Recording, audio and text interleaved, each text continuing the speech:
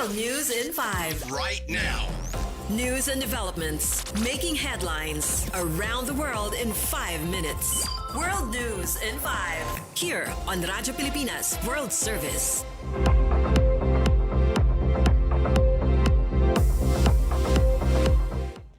Good day to all of our listeners here on Radyo Pilipinas World Service. This is World News in 5 and I'm your host, Steph Vicente.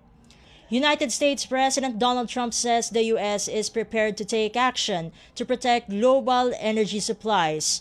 According to BBC News, President Trump announced that if needed, the United States Navy will begin escorting oil tankers through the Strait of Hormuz as soon as possible. Shipping traffic through the key waterway has nearly come to a standstill amid the ongoing conflict involving the U.S., Israel, and Iran. The strait, located between the Persian Gulf and the Gulf of Oman, is one of the world's most critical routes for oil and gas, with nearly 20 million barrels of oil passing through it each day. President Trump also said he has directed a federal agency to provide political risk insurance and guarantees for all maritime trade moving through the Gulf. He stressed that the United States will ensure the free flow of energy to the rest of the world no matter what.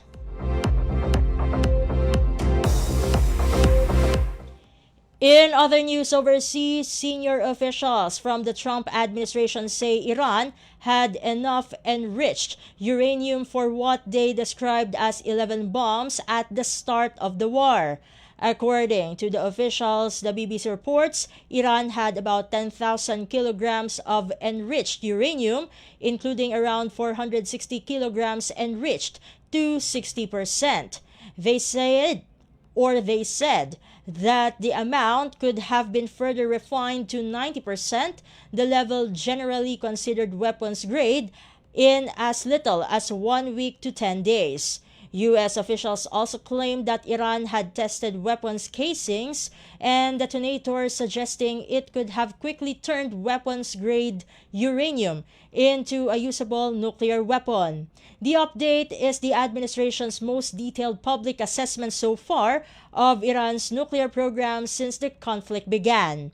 United States President Donald Trump has repeatedly defended the U.S. strikes, saying they obliterated Iran's nuclear program, although officials now acknowledge that enriched nuclear material remains at 3 sites.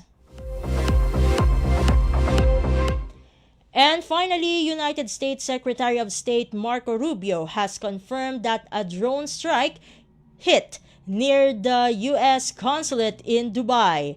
According to BBC News, Secretary Rubio said the drone struck a parking lot next to the Chancery building, sparking a fire in the area. He added that all U.S. personnel are safe and accounted for.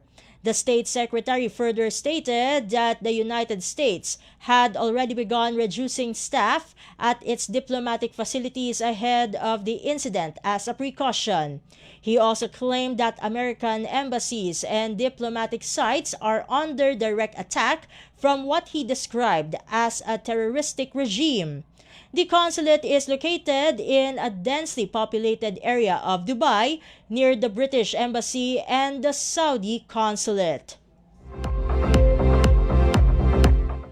And that concludes today's edition of World News in 5. For Radyo Pilipinas World Service, this has been Steph Vicente.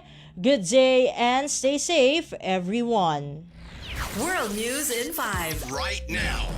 News and developments making headlines around the world in 5 minutes. World News in 5. Here on Radyo Pilipinas World Service.